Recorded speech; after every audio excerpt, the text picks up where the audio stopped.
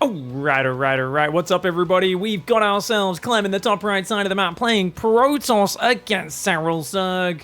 That's right, ladies and gentlemen. Clem has become an absolute menace. Now, admittedly, his PvT is his best matchup. He does not play PvP in tournaments, but he has been swapping to Protoss against Terrans in pretty much every major tournament he plays.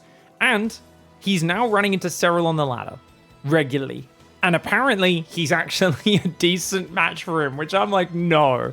SERRAL has been making this matchup look unfair in Zerg's favor for several years now. But dude, this is absolutely crazy. 15 hatchery goes down for SERRAL, so he's not going to be able to block it. The fact that Clem, people have said he can make competitive matches. I know Harstem cast, I believe some of the replays we're looking at here about a week ago. I've been hunting for these replays, finally got me hands on them. And there's also at least 1 or 2 games in these pack we're going to be casting that Harstem did not cast. So hopefully we see something else cool there and just get a bit of a whole picture. But since, you know, for me, just being able to analyze the games, look at them, and really, it's different casting a game to watching it. So I purposely didn't watch the Harstem game so I wouldn't spoil myself. I just want to see, like, how do you possibly compete against SERRAL? And also, where's SERRAL's format? Because I know that SERRAL took a lot of time off, and he's just ramping back up right now. So I believe this would have been played from just before Home Story Cup, I think it was. And remember, I spoke to SERRAL just before Home Story Cup, around the time these games were played, and was asking him about the different matchups. And he said, look, you know, he was like, don't really know. I was like, he was very hedgy. Like he was hedging all of his answers. I was like, is this good against a Protoss really overpowered versus Zerg now in late game? A Zerg timing attack still working? I couldn't get a lot of straight answers out of SERRAL. And the reason was, he said, I just don't have enough games on the new patch, on the new maps. I'm still figuring things out. But he kind of tentatively was like, you know, I still feel fine versus Protoss. Like, it feels fine. Against Terran is, I think, where a lot more of our discussion was around, where he was like, man, I haven't played any late game against Ghosts yet. I don't know how good or bad those Ghosts are going to be in the late game with a 3 supply. Will that really make a difference like everyone was calling for? And it's going to be interesting to find out. For now, though, Clem has gone for a completely generic opening, except for the fact that he opens up with a Warp Gate. No, there we go. Cancels Warp Gate, starts the Stargate.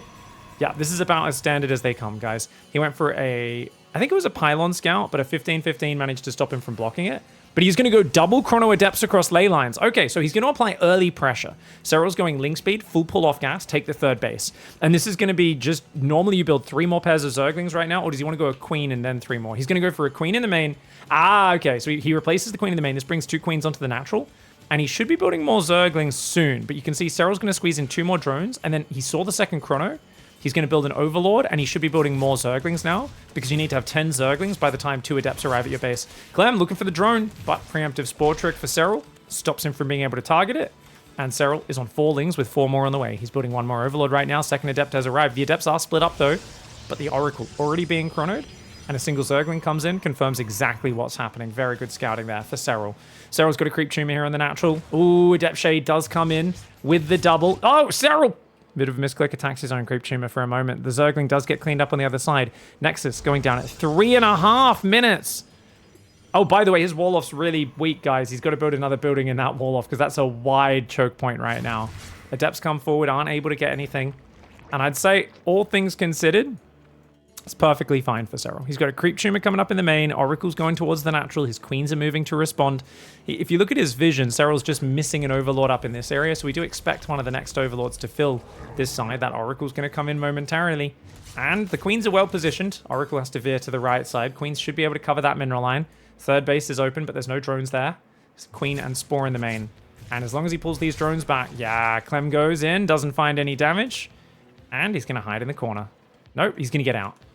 Alright guys, Twilight Council's 2nd gateway does go down as well. Its 2nd gateway, like I said, reinforces the wall off, so it's no longer weak. I'm always impressed here, because like whenever you look at players off races, it always feels like there's a bit more of them trying to force the issue. And I know that Clem's very confident in PvT, because he's played so much against Max on the other side of the matchup. I wasn't expecting him to be so kind of cool, calm, and collected. Like, he's not really overcommitting. That dive was probably a bit unnecessary for 1 drone. But okay, I cursed him. I'm sorry. I'm sorry, ladies and gentlemen. We cursed him right after he did it. Now, he did accidentally wall in that probe, so he cancels the gateway, rebuilds it. It's going to be 4-gate Glaives. Okay, a delayed Glaives follow-up. 2 Stalkers warp in to clean up the Overlord. Should be able to take care of that. And Oracle on that left side comes in, gets itself another drone. But that means both Oracles are deep in the red. Queens are well positioned. No way to get damage. You can see just leaving queens behind the mineral lines really does make it very difficult to find any damage. That being said, you haven't lost any units yet as Clem. You've only made 2 oracles. You got rid of the Overlord, and now you've got an adept, 2 adepts in the third, a few more adepts here. If this Ling runs up to the wall, scouts the extra adepts, that's going to be an important scout. Serral needs to see what's going on. Notice how Serral, he's poking in the third, and he's like, oh yeah, you're probing. Okay. But if you can see the extra adepts, that's big. Clem shuffles them a bit further back. He wants to hide those adepts. More adepts are warping in now as the gateways are transforming. That's a lot of gateways as well. Oh my gosh, this is 6 gate. 6 gate glaive adept is a big commitment. There's a roach horn and an evo chamber ready though. Serral always has his wall off ready so he can evo block to completely wall things off. Evo chambers almost finished. Serral with his queen pushing back those oracles. Melee roach speed. Going to be a very safe play for Serral, but no safety roaches just yet. He sees the adepts. He has to do nothing but roaches right now. Serral had the overlords ready. He is not supply blocked. That's really important. The reason why Dark dies to these builds or takes massive damage a lot is he's always supply blocked at this moment, but Serral didn't know what was happening, so he purposely left an overlord buffer, which is why he can go straight into 9 roaches, 5 queens and Zerg's pull to the front, and he's got the evo chamber wall off as well, so the adept shades can't get in. The Lings do engage a bit early for Serral. Clem, he's trying to shade in. Oh, cancel the shade. Oh, he's going to shade in behind the mineral line. Roach is even on the high ground, actually helping out, funnily enough. These adepts are not doing the damage. Stasis trap goes down behind the natural. It's not going to get all that much. Gets only a few drones as Serral reacts. Serral's shutting this down pretty hard. Second Stargate and Fleet Beacon on the way along with Blink. So he's going to go Blink Stalker into air follow-up. The Blink air follow-up is one of the biggest memes in this matchup. I don't think it's good personally, but a lot of players have been trying it lately. We'll see if he can pull some magic off. Adepts are shading forwards. Units lost tab looking pretty bad for Clem. On the other hand, Clem's work account has been even the whole time. Clem is a master of macroing and attacking at the same time. He's actually going Tempest. This is so odd. I mean, I guess the Tempest can defend a counterattack and maybe run in and like kill a hatchery or something. Glaive Adepts into Tempest Blink is so weird. Wow, this is going to be fascinating, man. Adepts coming forward. He's going to shade to the left side as well. Roaches will be there. He's going to shade in, though. He's going to shade in. Oh, me, oh, my. 3 adepts are there. Oh, my God. Oh, he's going to get a few. Okay, Clem with some really good focus fires there. He takes out like 5 or 6. Can he focus on the third as well? Clem's multitasking is pretty good. Sorry, we'll check on that work account in a second. Still focus firing that last adept. Gets one more. 25 workers total have been killed this game. That was good damage. Tempests have now been spotted. And Serral, he has to start a Spire. He has no choice. He sees it. He has to take a gas, a Spire, and a Hive and build drones. He has to go to late game. If he can deny the 4th with his ground army, that would be great. But he doesn't have any Zerglings. He's just got roaches with roach speed. Oracles are going to have to come back and deal with this, along with the Stalkers and the Tempest. 4th base. He's got to try and defend that 4th base. Clem a bit slow to get back here. He needs those Oracles to add any damage he can. If he loses this 4th, Serral can just out-drone him. Serral is building Zerglings. He's not droning. Serral's not droning right now. Serral's finding himself in deep waters in a bit of a weird position, and he's actually not even committing there. Serral, what are we doing? He's actually rallying Zerglings. I mean, he is committed to this attack. He's trying to catch these Stalkers, but the Stalkers have Blink Tempest here as well. If those Oracles join in, those Oracles are such an important part of this potential defense. But Clem, not as practiced with Protoss as some other players, not pulling them over. Despite that, he defends, and he has a 5th base on the way. It is the bad base, guys. This base sucks. 6 mineral patches only. Purple gas not available immediately, but look at that. He blinks forward, takes out a bunch of roaches. What in the hell? His adepts didn't do any damage. How is Clem ahead? Is Clem ahead? It looks like Clem's ahead in this game. How? He's doing what he does with Terran, but he's doing it with Protoss. He's attacking. His attacks weren't even going that well, and he's just macroing flawlessly at the same time. What? Guys, these guys need to get out. I mean, the follow-up adepts did kill an extra 15 workers on top of the early damage, but it was a massive adept commitment. It was massive. I mean, Serral messing up the wall off probably was key. A Stalker does go down. This army starts getting chased back. He's got to use those Oracles. He's forgotten about the Oracles as Clem, but I don't know if it even matters that much. He's got a 4th up. He's got a 5th up. The question is, what does he go for here? Surely it should be Storm, right? I mean, you're going to force Corruptors out. You should swap in a Storm, Archons, all that sort of stuff. Templar Archives does go down. No second forge just yet. The Stalkers are still very vulnerable. Queen's out here, buying time. Corruptors are about to be here. He's got to save these Tempests. Clem may be going a bit too aggressive right now. He's forcing mass army. Serral's economy is not where he wants it to be. The trick is, this is the goal of Protoss and PvZ, guys, is force the Zerg to build a lot of bad units and then swap to the defense. Swap to the defense. Where's the recall? Don't tell me he doesn't have energy. Is he actually going to try and fight this? My God, the bravery here right now of Clem. He's actually got confidence on the front. There's only 8 Corruptors. He has 7 Tempests. 6 Tempests on the front right now doing damage. I thought the Corruptors could take care of this, man. Apparently not. Tempests are pretty good units. I guess it was only 8 Corruptors versus 7 Tempests. I thought all those Corruptors were going to pop at once, but they kind of trickled into the fight. Clem brave enough to just stomp it. And I think maybe SERRAL should have given this hatchery up at the front. I'm not quite sure. I guess he doesn't really need it because he's got this one down here. Should have gathered those Corruptors because now he bled out 3 Corruptors, which is kind of a problem. He finds the Oracles, which is really big. And just playing Stalker Tempest right now is Clem. What the hell am I looking at, man? This is crazy. I mean, 25 drones, 29 in total. It seems like a lot, but it was so late that he got those kills. The problem is with the air transition, SERRAL just didn't quite have like a ground counterattack timing. I don't know. Part of me feels like if SERRAL had done nothing but rally Zerglings, he could have killed that 4th base and kept him off a 5th maybe, and kind of kept this in a weird, scrappy, low economy game. But it's hard to say. Stalkers and Archons are here. 5th base will go down for Clem. Clem can absorb losing the 5th. Losing the 5th is really not that important. Adepts come in as well. Oh, he's staying very, very annoying with those Adepts. Stalker Archon comes forward, takes out a few Corruptors. He does lose his base, though. But I think he saved most of the probes at that base. Indeed, he did. The Adepts go down at the same time. So we've got +2 melee, Roach, Corruptor, Zergling. And I think for SERRAL, Ultras are absolutely crucial. But he doesn't have the Ultra Cavern. He's trying to go Lurkers now, but he's doing it too late. Imagine if he had Ultras. If he came in with like just Ultra Corruptor, counters this army super hard because there's no Robos. There's no Robotech. There is a Robo technically out, but there's no actual Robotech. Stalkers and Archons not going to be able to help out. Is this an overcommitment for Clem? It certainly looks like it is. Clem attacking when there is no need to attack because Clem does not know how to stop attacking. This man was born, honestly, is one of the most horny Terrans in the entire world, and he carries it over to his Protoss play. Where is Psystorm and where is Chilling Out? I'm not sure I agree with Ultras countering this, says Twitch chat. That's because you guys don't know how to play StarCraft. It's okay. That's a GM I'm making fun of, by the way, guys. It's okay to be wrong, guys. Ultras are absolutely the unit. It's much better than Roaches. This is a fantastic moment to get Ultras out, but of course, we are missing that timing right now. Roaches are there. Corruptor's going to rotate left. Clem still has good money, but he's bleeding out too many units. And remember, these Stalkers never had the amazing upgrades. Normally, you're used to Stalkers having better upgrades than Roach Zergling at this stage, but he's still just fighting with a bit of a hodgepodge. Clem trying to play this in a very weird style, and he's going to find himself in trouble as the Corruptors come forward. Oh, the Stalkers are there to defend. Tempest trying to help out here. I like that he keeps building the Tempest because it always forces SERRAL to have Corruptors. I mean, but it's just it's crazy that he doesn't have Psystorm yet, in my opinion. That's the big thing where I'm kind of looking at this game and going, Clem, come on, mate, where's the Psystorm at?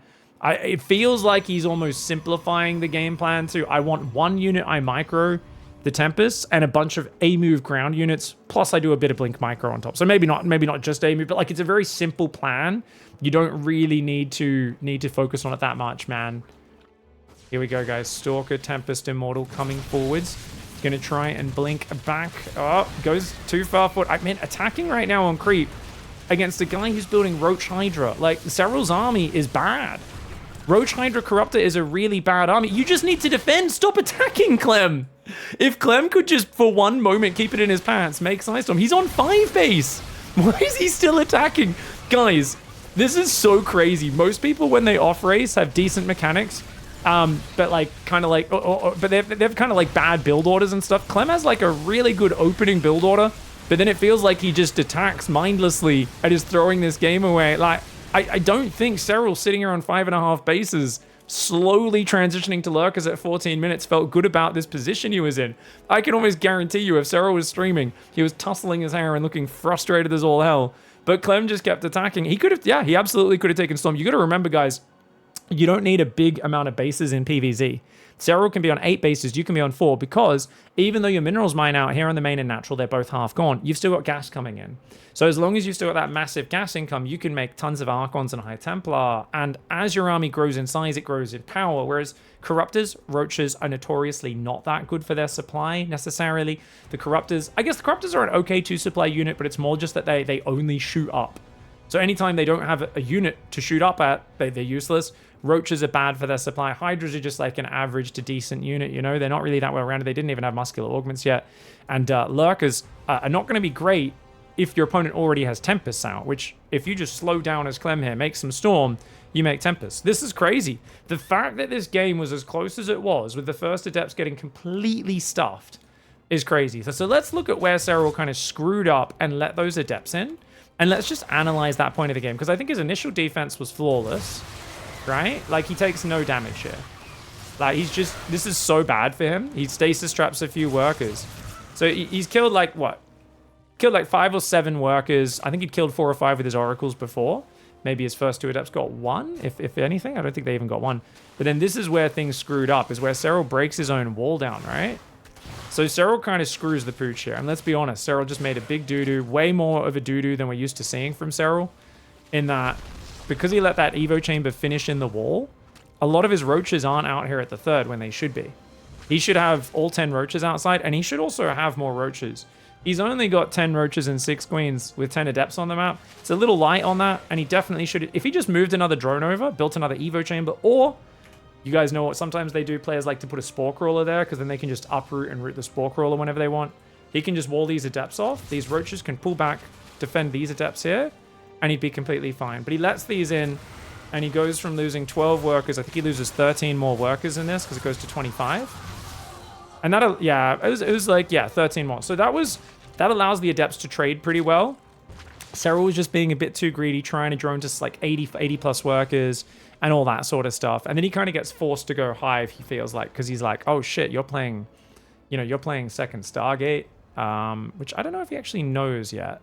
I feel like he did. Yeah, he must have seen it. Yeah, he saw it over here with an Overseer. I think he's lost an Overseer. Yeah, he lost an Overseer. So he knew exactly what was happening. And he does go, okay, I'm going to have to go Corruptors, Vipers, all this sort of stuff. Could he have cancelled this base? Yeah, I think if he just runs in and clicks on it, he's got roach speed. Clicking on the Nexus may have been a viable choice.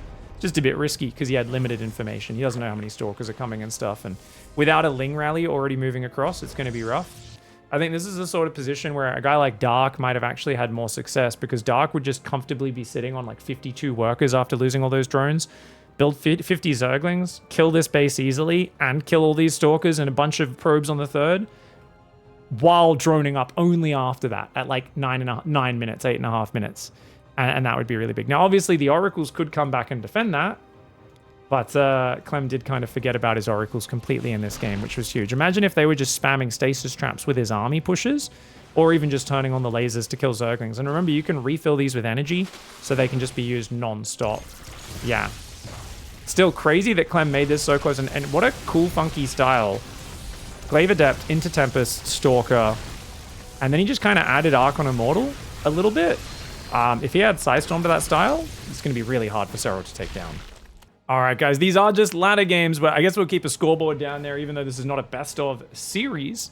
Clem now in the top left of King's Cove, a gigantic map. And this map is really hard to kill Protoss on, because they can wall off this side and then just take a 3rd, wall off in front of it. Which is why if there's ever a map to surprise your opponent with like a Ling Flood drone drill or a Nidus Worm in the back, or a Nidus Swarm Host actually even maybe could work on this map down here and down here. This is the sort of map where if this was Rogue instead of SERRAL, I'd be like, he's going to all in. Because if you guys cast your minds back to this map pool, I say, as my computer lags a little bit. Sorry, guys, for a little bit of hang there. So if you guys cast your minds back to King's Cove, Neon Violet Square, a lot of the older maps, Acolyte, what was the pattern we saw on those maps? Well, we saw a pattern which was basically very consistent. People played greedy. And then because everyone played greedy, everyone started playing greedier to try and get ahead. And then everyone starts all-inning. And then you get these like very crazy kind of... There was a lot of like, you don't know what's going to happen on these giant maps because of that. It's hard to scout proxies. It's hard to kill each other with a basic attack. It always has to be like a tricky surprise. Oh, I'm totally playing a macro game. Roar! Nidus pops out of the ground, that sort of thing. But Clem, what can he do to take advantage of the big map? Well, I don't think the Protoss is usually going to all in the Zerg. Though this map was, I remember, like a classic proxying a gateway here, warping in Adepts across, Glaive Adept harassment, like really heavily. People can do stuff like that. I don't think it's in Clem's wheelhouse. Clem plays Protoss with the deep imagination of Max Packs. You can see he's microing his probes there to get a little bit of extra mining. So if you guys remember Max Packs, probably the least imaginative Protoss player who is just a king, a straight up play. He's all about the little tactical adjustments, which is, to be fair, I mean, that's one of the best ways you can play StarCraft is just play solid and get good at the basics, and then you add your little strategic flares and your little build order changes on top of that solid basis to get effective. SERRAL, after that last game, is going to have a bit of begrudging respect. I mean, honestly, like if Clem just made Storm, I know I said it a bunch of times, like he was absolutely good. Fine in that position, just chill, stop attacking on creep. It's very different to Zerg versus Terran. So like I remember we learned this early in Legacy, where we were like, your goal is a Protoss, because if you don't pressure the Zerg at all, Zerg would just build 80 drones and then be like, here's 30 muters, or here's Broodlord Infestor Viper and Lurkers, and like there was so many powerful, or bam, here's like a crazy hard to stop Hydra Bane attack, and you'd be like, man, this is like Zerg's so good. And then we realized, like, wait, all you need to do is like threaten the Zerg enough to make them build a lot of bad units. So, you know, if you've been in their face with Glaive Adapts, forced a ton of Roaches, then you make Tempest, you force a bunch of Corruptors. The Zerg finds himself with this weird, like, I have Roach Corruptor. Like, it's not a good army the longer the game goes. And then as the Protoss, you just chill, defend your 4 bases, and you just improve your army while the Zerg's units expire. The Roaches and the Ravagers and the Corruptors get worse with time. So the Adept for Clem comes in, gets itself a Zergling. Does take a lot of damage, though, so I don't think he minds too much. And Oracle does get spotted there by the Overlord as the Stalker takes it out. Now, Clem went for a 330 third base last game. Looks like he wants to do that again. This does, of course, mean taking a third Nexus before building a wall off. Is there room to get all in? Yeah. So I think if you study this as SERRAL, what you should actually do is you pull about half the workers from your main to your natural, and as soon as that first Adept dies, you literally just flood Zerglings and go. Now, don't get me wrong, there will be an Oracle with unlimited energy, but like if you already have like 20 Zerglings hiding here, you run in the moment Link Speed finishes, I don't know if he can defend even with an Oracle constantly attacking. It's weird because the energy recharge, and the second Oracle does come out pretty early. I don't know. Those Link Flood builds seem pretty weak, but I just, the fact that Clem's taking his third base before walling off, and leaving himself wide open even when Link Speed is finished, that to me invites some sort of all-in or big attack from the Zerg. Maybe not an all-in, because the Oracle will eventually defend it, so you want to kind of just, let's see if we can kill 20 probes and then macro up behind it. Might be the way to play an opening to punish that. Obviously, the scary thing is if you can't depower the gateways, and he gets like an Adept in the mineral line, Stalker in the mineral line, and then he can do pocket trick micro with the probes. But on this map, there's actually no pocket. Something I just realized, guys. Notice there's no little pocket in between 3 mineral patches. Like here, this base has a pocket. You can hide probes in the corner where Lings can't attack them, and you can one-shot the Lings. Here we go, guys. Big Ling pressure coming out for SERRAL. That's 19 Zerglings. Adept Stalker positioning is pretty good. The Stalker will go down pretty fast, though, if they choose to commit to that. Stalker moving out of the wall. Clem. Uh-oh. Clem pulling out of the wall. Bit dangerous. He's trying to warp in more units there. The Ling's targeting it. Oracle comes back, though. And SERRAL doesn't really find anything. 1 Adept for 9 Zerglings. That's good for Clem. Clem holds on really nicely. We've got a Baneling Nest and a Lair on the way, guys. As that Oracle does take down a few more of those on the way home. So I think for this, you need a quick 4th base. SERRAL's going to go take that now. He's up 10 workers, which is not bad, but he's got to defend the counter pressure, and there is going to be 4-gate blink counter pressure coming out. Very just, I want to get control of the map play here for Clem. He's trying to focus those Zerglings. Good repositioning on the angle there. SERRAL's 4th hatchery is indefensible. He can't defend that. He has to cancel it. There's no reason to come down here, SERRAL. SERRAL, careful, mate. You do not want to lose all your queens. Loses a queen, the Zergling. He doesn't have the numbers to defend this. SERRAL has to give this up. He's playing a little stubborn right now. Oh, I like that. Evo Chamber to save the drone. He couldn't get in position to build the hatchery. He didn't want to die to the Adepts. Couldn't get to a gas, so he builds an Evo Chamber, cancels it, rebuilds the 4th. Brilliant play there for SERRAL. That's awesome, man. Hydra Den goes down for him now as well. He's got the extra gas in the main, so that's going to be his 6th gases going up. And, of course, a few more gateways going to 8-gate Stalker for Clem. I do think Clem's going to need Storm, and he's going to need it fast. He hasn't seen a single Roach. He honestly should realize at this point, hey, we are playing a game that's going to be pretty nasty for me. But like, he doesn't have a Warp Prism or a Robo. He can't really be like all in. He has to keep probing, take gases, and a 4th base. But he's not doing it. He's refilling his Oracles, and he's just going to rally Stalkers across the map. This is a weak pressure for Clem. If he'd hidden a gateway out here somewhere, I'd be okay with this. But without a forward gateway, I don't think 8-gate Stalkers running across the biggest map in the pool is a good play. He builds a Robo behind it only now. SERRAL. I mean, if you can deny the 4th base, you know, it's fine. It gives you a decent transition to Does get the Overlord. Hatchery's going to take some damage as well. Serral's on 27 Zerglings and 4 Hydras. 7 more Hydras on the way. He's going movement speed first, not for the range. Hydraling Queen trying to come forward. Oracle's, though, pretty good. Oh my god, he blinks forward. Clem, famous for blinking forwards. Dude, he plays Protoss like a Terran player. He just attacks. And honestly, dude, is he just going to kill Serral? Serral doesn't quite have the numbers. He's losing his Hydras to the Oracle Stalker. Clem shows zero fear. This is the power of Clem. It always has been. Zero fear or respect. He just kills him. My god, Serral just built a few too many Zerglings, didn't get any damage. Clem's opening was like flawless on the macro. And then that counterattack, killing the 4th, killing 2 Queens, killing a bunch more Zerglings, and then following it up here. Serral's only on 68 workers versus 62. I was like, this can't work. Clem's like, hold my beer, pig. I don't need a forward warp-in point. I know I can just catch him off guard. The Hydra count just wasn't ready. Link count wasn't ready. The Oracle's doing fantastically well and trading 3-to-1 efficiency. Clem gets a point on the board. All right, guys, we got Serral in the top right going for a 15-15. Again, Clem in the bottom left side of the map is not going to be trying to block this time, so I expect a gas first from Clem. We should see a gas go down right about now. Unless he's gate scouting, which it appears he is. Okay, so Clem is actually going to gate scout this game. We should be seeing him move out the moment that gateway goes down, but no, he pulls back. Wait, what? He's going to go no scout without a gas first. Okay. I do think gas first is by far the better opening, but we'll see how it goes. Serral on the other side has gone for that very standard 15-15. So, yep, nothing too crazy. Just wanted to make sure his hatchery got down. And you can see here, Clem's going to have to triple stack these workers on this slightly further away patch. He does get a little bit of a boost to his mineral mining, but it does slow down that gas advantage, which is so lovely, the gas advantage that you get from going for the early gas first, normally with a no scout build, having that extra probe. Big thank you guys for the subs, appreciate it. Big thanks for Scorpion there. Yeah, there is the Hearthstone season with StarCraft skin rewards. I think, isn't there an entire StarCraft set coming out for Hearthstone? I thought they were doing an entire StarCraft set, guys. I'm not that excited for it. I haven't played Hearthstone in years. And I do feel like it would be cool if they, you know, gave a little bit of love to the actual StarCraft games. But we'll see. Maybe they're going to do something at some point. But I figure we're probably just going to see a few StarCraft mobile games where you can pay $14.99 for a Vespian Geyser pack to unlock the ability to actually make turns. Otherwise, wait another 24 hours until you can make the next move on your production facilities or whatever it is, you know. Standard mobile game practices, kind of what I expect from Blizzard at this point. We'll see how we go, though. Queen on the way.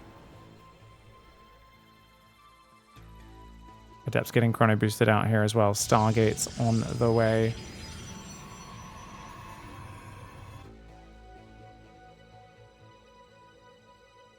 Warp Gate comes out after Stargate. Pretty straight up opening. Guys, how many Zerglings is this? 4 Zerglings. So he's going to try and do a 4 Ling run by to potentially punish the Adepts moving out. But there's no second chrono boost. So if there's a second chrono, it's worth sending the Lings across. You wait for the second Adept to leave and then your Lings come in. But because there's no second chrono, that means the second Adept is going to stay at home. So Serral just pulls his 4 Zerglings back and says, okay, no worries, we'll just use these defensively because there's not going to be an aggressive opportunity. Completely pulled off gas after Ling speed. 3rd Queen now starting in the main after Overlord. So he prefers to go Overlord before 3rd Queen. That's interesting. I feel like when there was double Adept in game 1, Serral will go 3rd Queen, bring this Queen down, then go Overlord. But because he says, hey, you're not double chronoing Adepts, I need to optimize my early macro, Serral wanted to avoid the 36 supply block entirely, and he actually adjusts his build order. Problem, this does mean his Queens are out a bit later, means a little bit less Queen energy, a little bit slower in like the anti-air. He's going to have to build a Spore Crawler in this main to defend the first Oracle, I'm pretty sure. He might barely get that 4th Queen up in time, actually. He started at about 320. If he wants, he could do the Polish Gambit where you skip Spores. Nicknamed after a laser, one of the players who loved doing that for the longest time. And Clem, he's waiting. He can now refill the energy with energy recharge on this Oracle. But he's keeping it back defensively for now. Interesting. So he doesn't end up using the Oracle energy recharge, just holds it back in case Lings flood in. And that makes sense, I guess, when you are so low on units, right? You've only built 2 Adepts, no 3rd Gateway unit.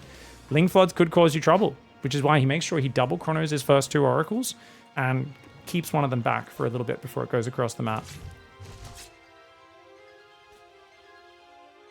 Pig, Serral is not doing a 15-15. This is a 15 hatch, 18 gas, 17 pool. Says Schwab. Really? I wasn't paying attention. I'll check at the end of this game. I think you're wrong, though. I think he is doing more 15 Overlord lately, but who knows? You could be right. I'll double check. You could absolutely be right, because actually he's been going Ling speed pretty quickly.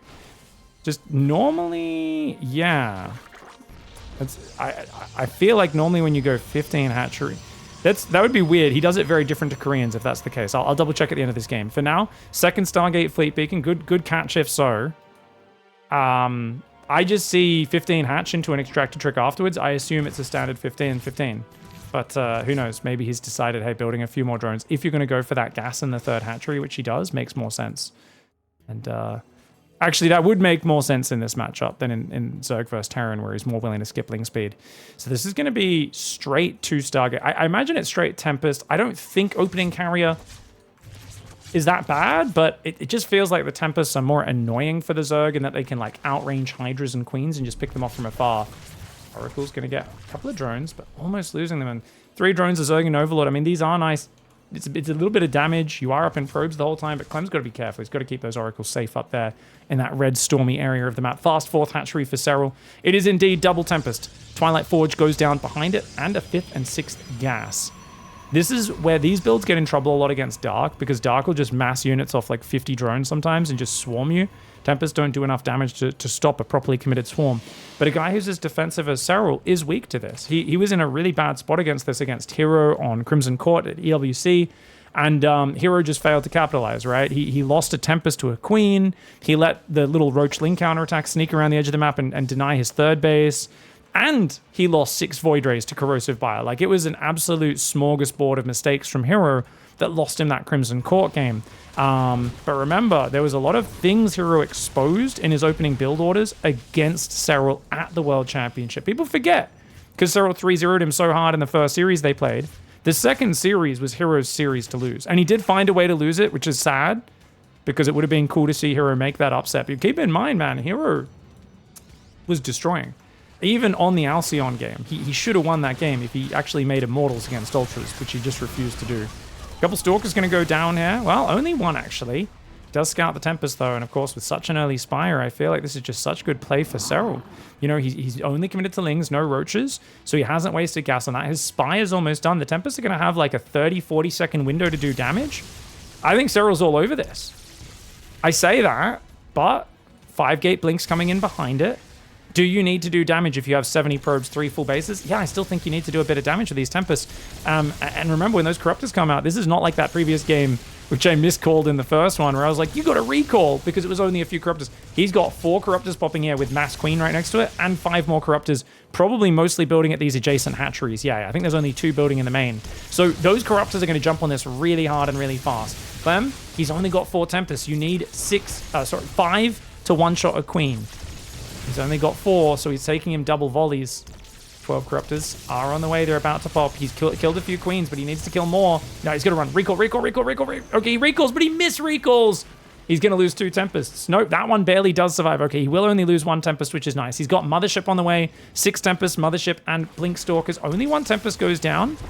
You know what? Clem just needs to turtle right now and defend his 4th.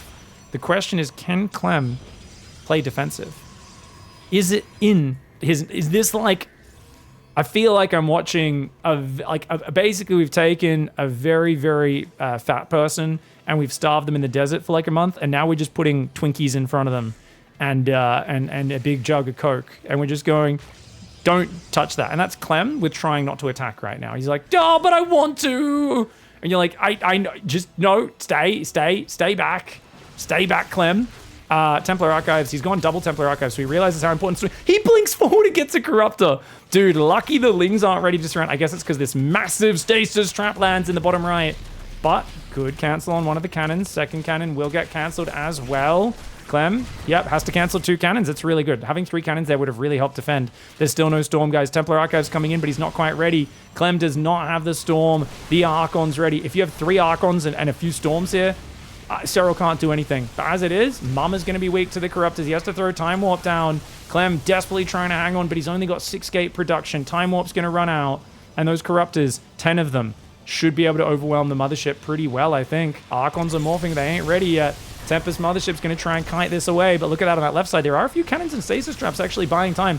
Mama's going to do the cloaking field. Archons and Stalkers trying to help defend, but Mama goes down. Stalkers blinking back. Watch out for the Bile spread. Bile's legitimately really good when your opponent's stuck in position trying to defend against these High Templar, or these, the Corruptors with the Tempests. But Archon, Stalker, Tempest defends for now. Chasing is a bit crazy here for Clem. Does pull back to try and get the Archon out of there. And a little bit crazy, doesn't quite do justice to moving out just then. An insane move for Clem, does get him in big trouble. He's trying to kite with this army. It seems to be his whole goal in PvZ is get Stalker Tempest and kite your opponent to death. And don't get me wrong, if you've got enough of an advantage, sure, but I feel like we're just missing that splash damage part of the game where it's the Archons and the Storms that could turn this into just an amazing style. That being said, he did focus all the Corruptors down, which I guess is the biggest part of his game because now the Tempest can shoot things. Unfortunately, he's not watching it. It dies to Corrosive Bile. Stalker's not very good against Zerglings. These Zerglings have +2 melee, so those probes are getting ravaged. Clem had such a good economy, and it's amazing that he can get to these positions so consistently versus Serral. Like, this is really impressive StarCraft for Clem, but Serral's just getting in there with the numbers before he gets to the power spike. And I have to wonder, could he have just gone Templar Archives a little earlier? Because I feel like if in the first fight he's already got like 3 or 4 Archons, it's a game changer. And Motherships are really expensive. Motherships are really expensive. He doesn't really have any gas to spare. It's tough to defend. Yeah, I mean, it's tough to do all this. He could have saved one more Tempest. I think like right here, he needs to already be going Templar Archives and mixing some Zealots in. I know Zealots aren't the greatest, especially against Roach Ravager, but against like an army that's going to always have a lot of Zerglings in it, and you know this because he has to build Corruptors to deal with your air. Whenever Zerg has to build a lot of Corruptors, they're low on gas, which means they use a lot of mineral in the units. Zerglings, they might even bring Queens with their attack. So I think Zealots is a good call. His Templar Archives was pretty well timed with like when the gas was available, right? While still squeezing Mothership out. But you can just see like how important the timing is on both Templar Archives and then actually making Archons stuff. Like he even built a second one because he was like, oh God, why can't I make Archons yet? And I think he realized and canceled this one down here. We'll find out in a moment. That Templar Archives is about to finish here in the main. And he should be morphing in Archons as quickly as possible, but he's distracted by the Zerglings. And he only had enough gas for like 1 anyway, and he starts charge, +2, tries to go to 8 gateways. This is a wasted 200 gas, though. That is a lot of gas.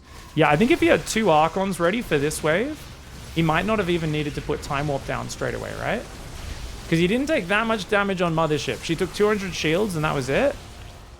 I think if he had those High Templar warped in a little bit earlier and 1 more High Templar, he actually might be able to defend here. Because look at the supply, like it's pretty good for him. And if he gets a few more cannons and batteries up here, that'd be big as well. But because those first Zerglings denied 2 cannons, and then the next attack denied another cannon or 2, he's only got 1 cannon coming up. Imagine if he had 3 cannons and batteries combined with everything else. Because like it's actually hard for Serral to attack up this top left side because he's got the cannon battery stasis trap up there. You can kind of pull away to that left. It's actually like surprisingly, shockingly close to holding. And if he does hold with Mothership and Tempest already out, Serral's in a disastrous position. Because that's like the late game final piece of the puzzle. Most Protoss take forever to get out is Tempest Mothership. And Clem rushes to those late game units, which is crazy. This is awesome play by Clem, but Serral gets another point on the board. All right, guys, so we said we'd check out the opening here for Serral. Let's just quickly check that. So it's 15 extractor trick, 15 hatch. So you see, this is a 15 hatchery into another extractor trick and 1 more drone, right? Oh, no, he goes Overlord before the second extractor trick. Ah, okay. So he does go Overlord, then, yeah, that makes sense. That makes a lot of sense. Whereas, okay, that's cool. And then he's going to build 3 more drones. And, yeah. And then does he build 1 more? Yeah, and he does just go 18 gas, 17. But really good catch from Schwab. Slightly alternate opening. And this allows him to get his hatchery down crazy early. So even if I think like a probe comes across at the very start of the game, I don't think you can stop this hatchery from going down because that's 35 seconds it's down.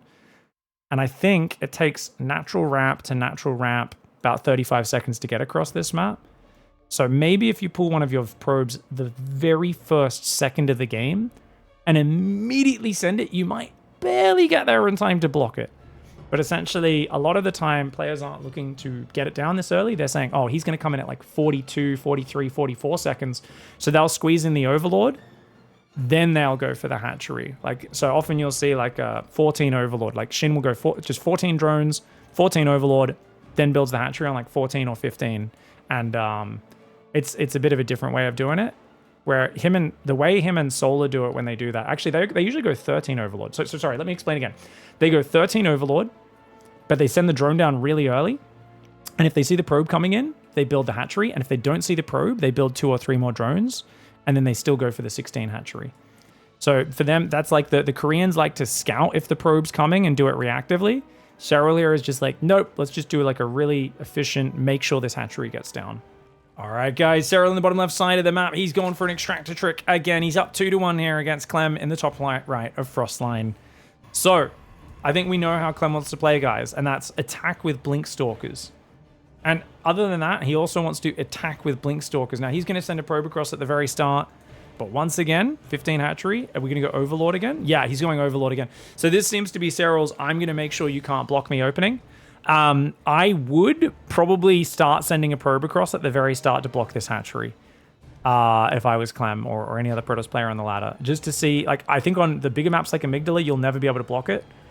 But I think on the shorter maps, Frostline, Whispers, maybe on Ultra Love. I'm not sure of the exact rush distance and stuff, but definitely something for the Protoss pros to toy with, because I think SERRAL does not like having his hatchery blocked. A lot of players just accept the hatchery getting blocked. These third bases are far apart. They're pretty far away. They're very awkward to defend from Adept Oracle, and then Glaive Adept follow-ups can also be a problem. So we were just talking about how we've been discussing with Hero and Dark their thoughts on like 8 worker starts and different things, and just some you know, Dark didn't like the hatcheries and having 3 supply. And I said, you know, it's kind of hard though to actually discuss things like this because of the language barrier. We've got model comments saying, why is there a language barrier in the age of Google Translate? Have you ever used Google Translate, Twitch chat? I advise you to go use Google Translate to go have a just try to translate anything with Google Translate, and then just think to yourself, does this sound like what the person actually intended when they said it? It is hilarious. Like, you guys have seen, I've done casts of like Beyond and Solar when they're smack talking each other the whole time, and I'm using my phone with the camera to live translate on the screen.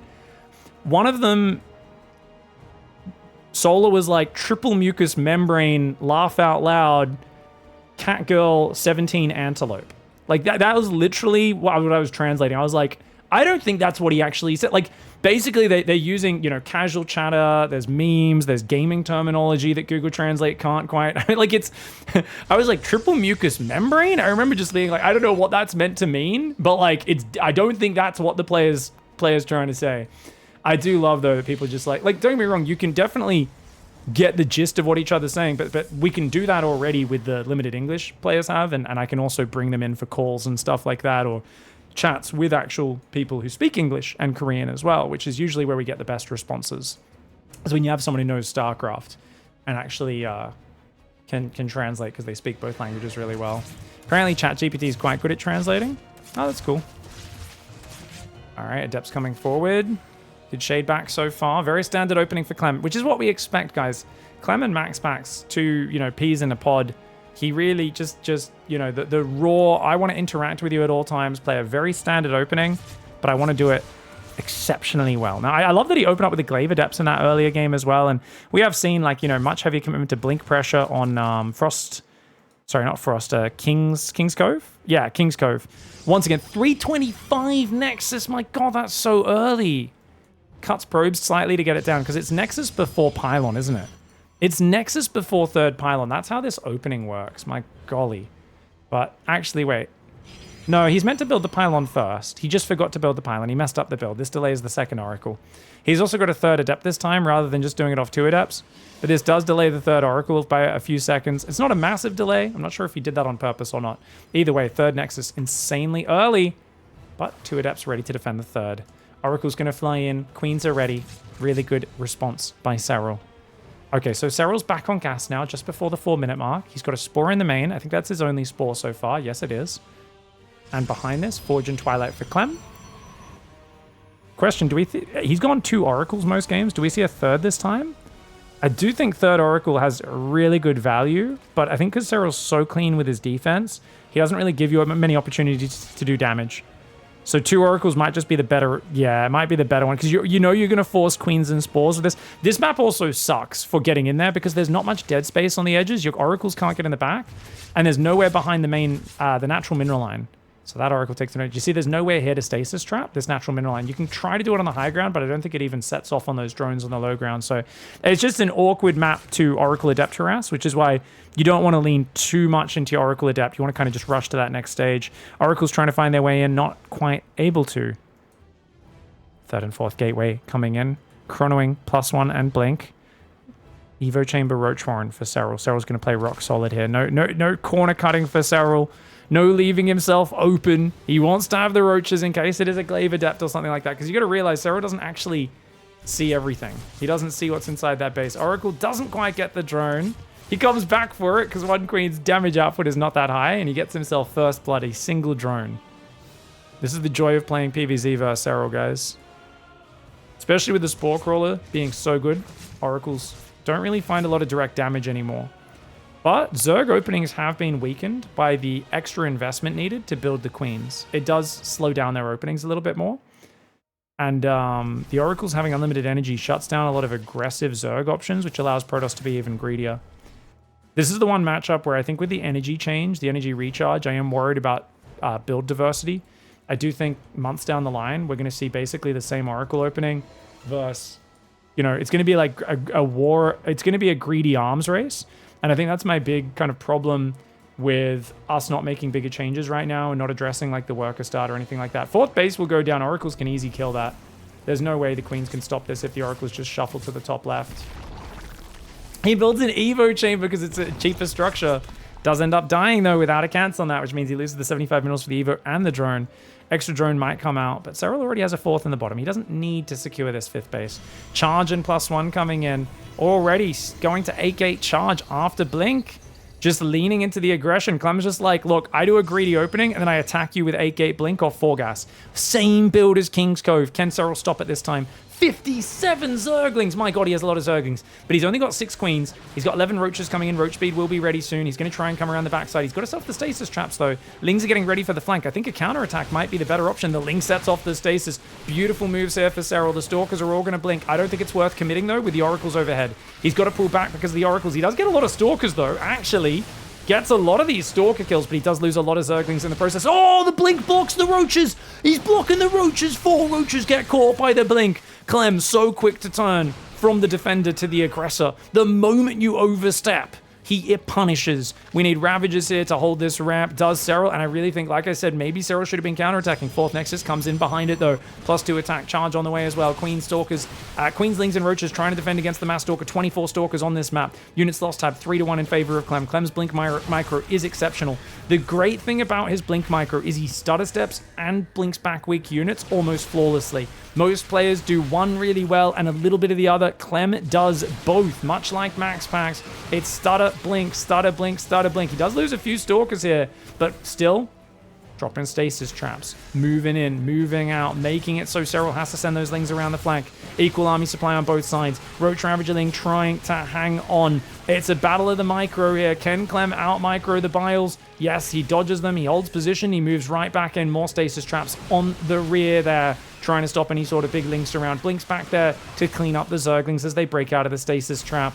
Stalkers coming forward. My god, it's 32 Stalkers. Units lost tab still 2-1 in favor of Clem. More Stalkers are starting to die. A few Biles landing on those Stalkers right now. But the extra range, 2 range more than a Roach. Even though Stalkers are way more expensive, they do bonus to armor. They have 2 more range. And the army of SERRAL is just getting obliterated. It's 66 workers to 66. He needs to pull drones right now. The Stalkers blink forward. Clem clicking with his important thing right there. Like the savage that he is. It feels sometimes like he's got a little bit of hero in him. That's just Clem's nature. Psychotic aggression is the name of the game. He loves to attack, and he's doing so well with it. Units lost tab, though, much closer to even now. Supply, very similar, but he's got a 4th base, and he's got charge zealots coming in. If you can get a few zealots in this northern mineral line, maybe a few zealots in the main with a prism in the near future would be good, but he doesn't have a robo. It's just 10 gateways for Clem. Clem keeping SERRAL, though, stuck on 66 drones. Yes, he's got +2, bailing speed on the way as well. Those things are coming in. But something I've been pointing out for a while is I actually think +1 range might be more important than +2 melee, guys. And it's something that I want to see, especially when you're playing Hydras. I'm not sure with Roach Ravager yet. I do think after the early +1 melee, Range upgrades may be the more important. Baneling's rolling forward right now. Nice bios to force the blink back, but Clem casually disengages, and he's still got an arc of Stalkers. Baneling's getting ready to roll into that northern base. You know Serral's going to look for the big money shot. He's got to hold on. He's barely holding on at home. And that is what I would refer to as a big juicy right there. Clears a mineral line for 5 or 6 Banes. He does lose a Ravager, though. Clem runs forward, focuses a Ravager, finds 2 Queens on the outside. There are 7 Queens, 3 Ravagers, and 8 Roaches left with 22 Zerglings. If Serral can keep counterattacking with Zerglings, that could be massive. More Zealots and Stalkers warping in there to cover those bases. Clem's Oracle barely pulls out in time. The Stalker's still fighting. He's ahead 1,500 in the resources lost, but he was getting a massive worker lead. Now he's back to slightly behind on the workers. Serral still has the 5th base up top as well, which means as long as Serral keeps transferring workers, he has an extra mineral line to be a bit more efficient on.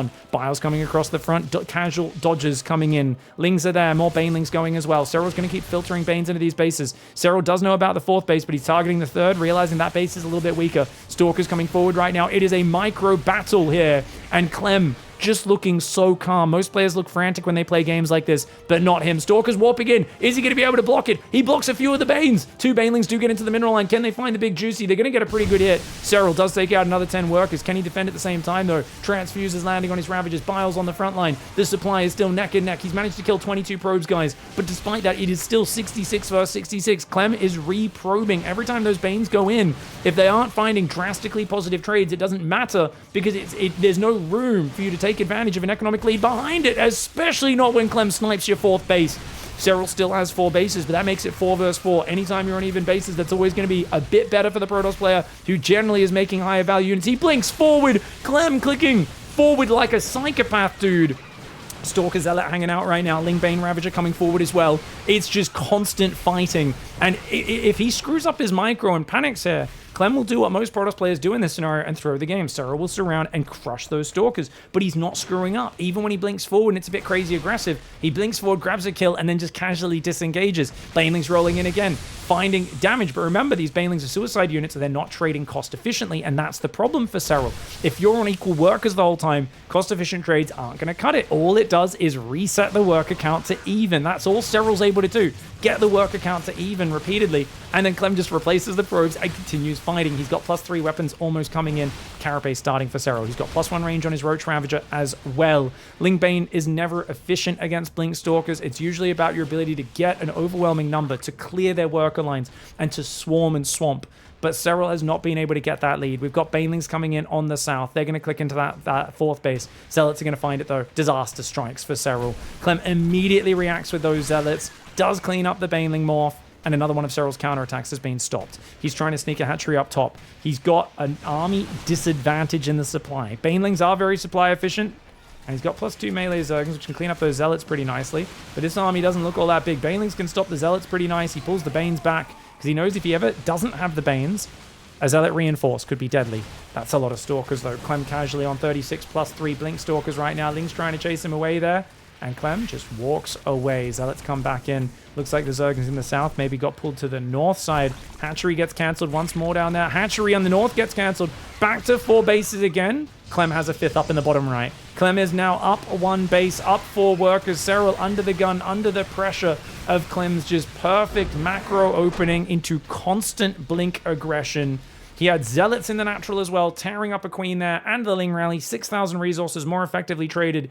And the aggression and the momentum of Clem, he truly does play PvZ like a Terran player. And that's what I love. I always love how, like, Raynor plays Protoss a bit more like a Zerg, where he makes 36 gateways and just makes, like, every bit of, like, tech and upgrade. And he always has, like, a 90 probe, 26 gateways.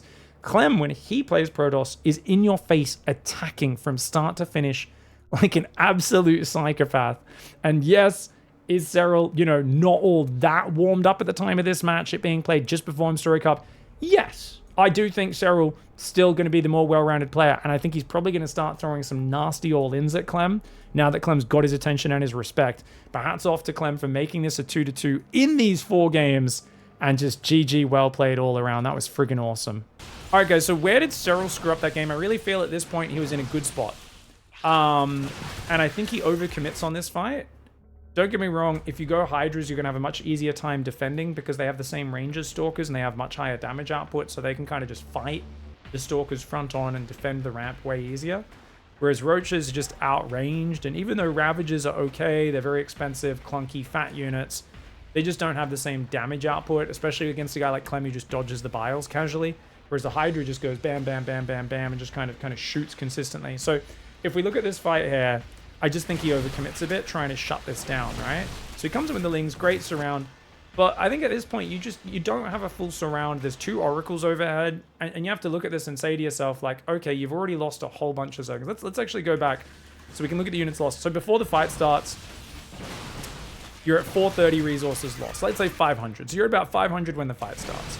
But if we look at this first engagement, how many Stalkers do you actually kill here? We're going to get this one down here. 1, I guess 3, 2, 3, 4. 4 kills. So he gets 4 Stalkers. But you can see he does lose so much, especially with those 4 Roaches. To the point where it's not like a crazy good trade. And now you're kind of pinned a little bit. Maybe more Ling run-bys mixed with the Baneling run-bys would have been good at some point. But I feel like he just didn't quite have the numbers to really push this back. How far is +1 melee along, says Australia? That's a good question. So also, his melee, good question. Yeah, so melee also wasn't quite done. That's actually a really good catch. I didn't even realize that. This is why we have pro gamers watching our stream, guys. We outsource our understanding. Yeah, so committing here before having +1 melee as well, such an important upgrade. It's a 20% damage boost to the Zergling. Really would have been massive there. And the fact that the creep was already so far, so the queens couldn't come forward, because in a fight like that, if the queens get close enough to really be hitting the oracles and forcing them back in the middle of all that, it would have been massive. So maybe if the creep was a little bit further out to begin with, so even with it receding, it was still to there, the queens could have actually punished this a bit more, right? But melee kicking in after he loses all of his Zerglings is kind of tragic. And no Zergling blocking this base. Probe kills the Changeling, builds a Nexus. And Clem just kind of continues to that next step. Really good Gateway Man style for Clem, though. And it just kind of shows there's very little room for error when Clem plays this clean. GG, well played.